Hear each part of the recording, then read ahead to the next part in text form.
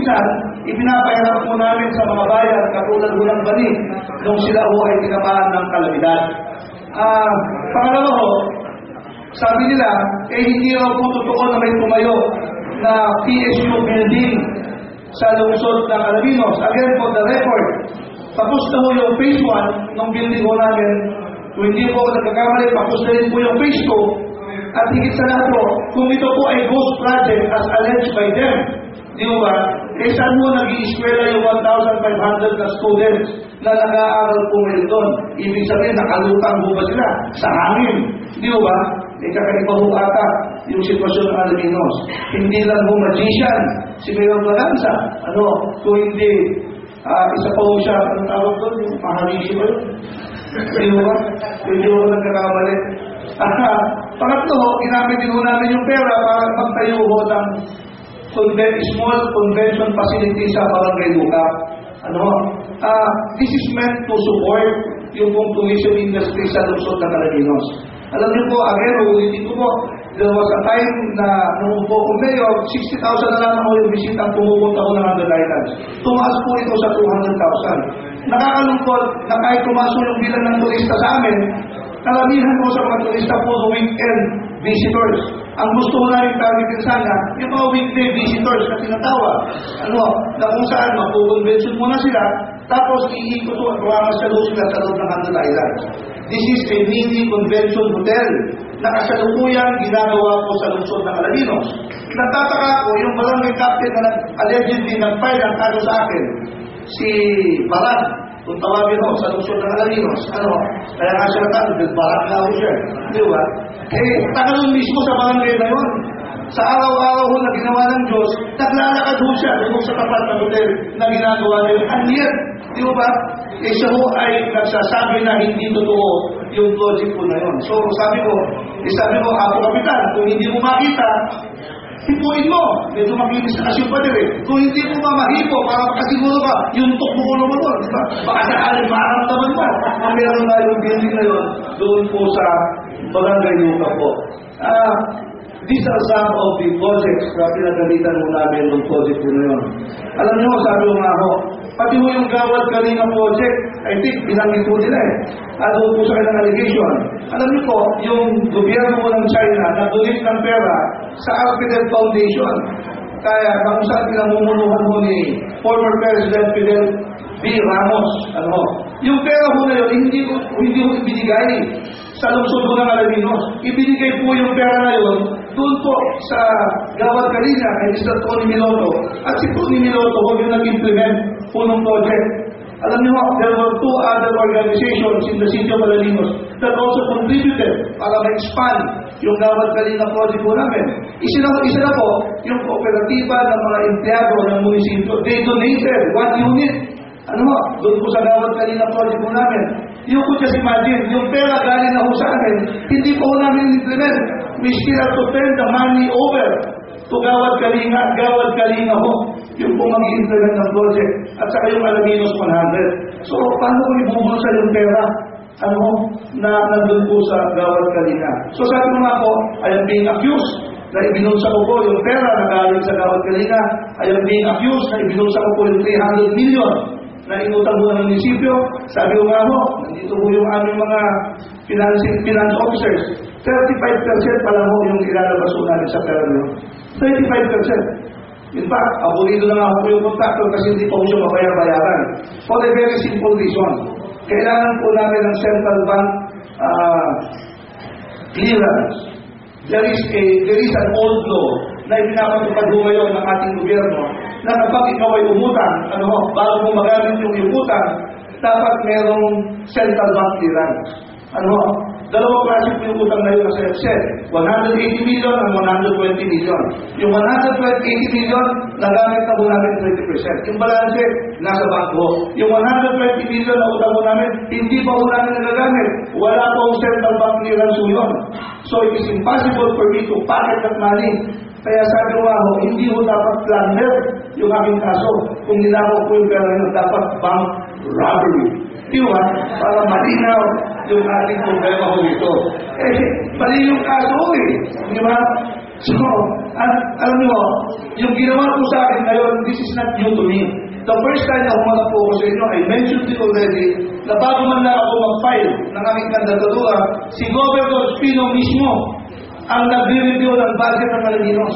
Nagre-review ng budget po namin, si Governor Espino. And for the first time, pinatawag po ako para mag-depensa ng budget po namin doon po sa Kapitolyo. Imbis na kastiguin po nila ako, kinongratulate pa ho nila ako. Dahil ako lamang daw ho ang munisipyo na nagbigay nung mga benepisyo na dapat para sa mga empleyado. Katulad na po nung SL ano nila, benefit natin?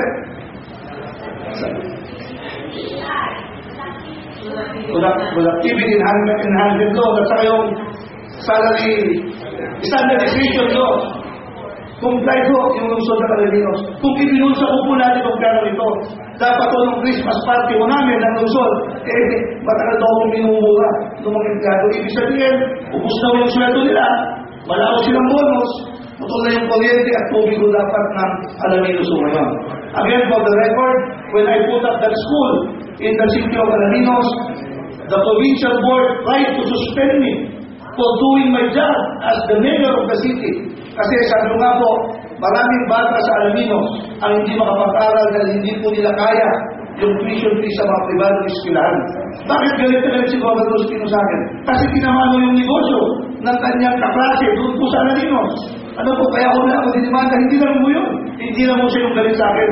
Galit din ho, yung mga kamag-anak ko because my family also owns a school in the city of Alaminos. But despite those personal interest and friendship with the owners of the schools in Alaminos, ginawa ko po yung trabaho ko bilang mayor, bilang ama ng lungsod na bigyan ng magandang kinabukasan yung aming mga anak. Kaya tanong ko nga ako, ito bang si Governor Espino, yung mga board member at yung mga pilar nito, ayaw ba nila na mag-aral yung kanilang mga constituent para makapagtapos at hindi magsinungaling katulad nila?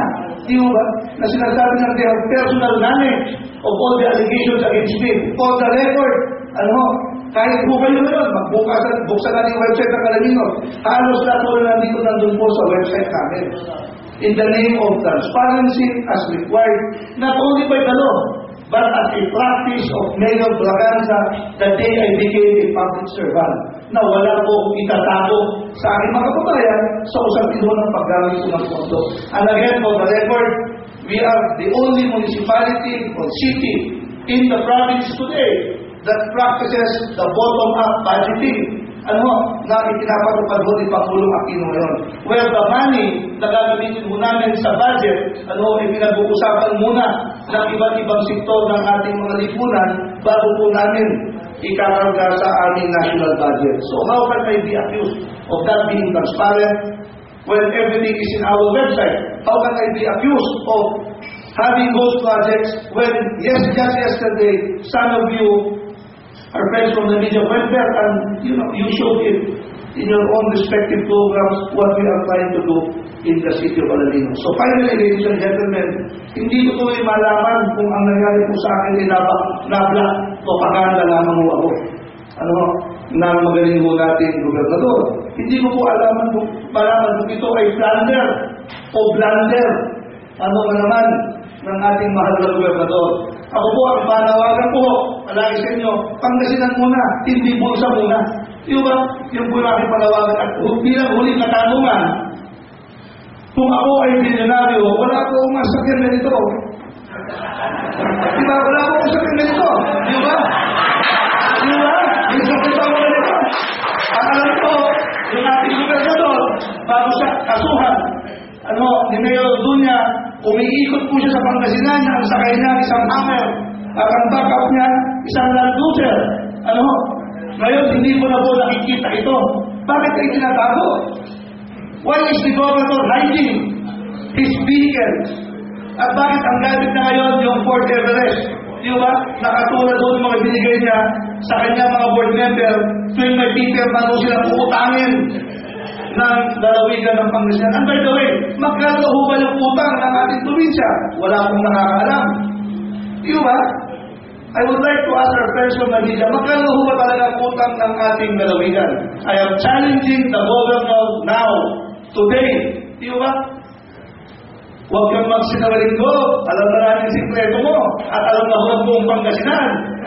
May sasakyan kang ganito. Bakit hindi mo na ginagamit? Hindi ka ba nananati doon sa Fort Everest na ginagamit mo ngayon? Di ba? Huwag naman ganyanan, boss, di ba? Ako, malinaw.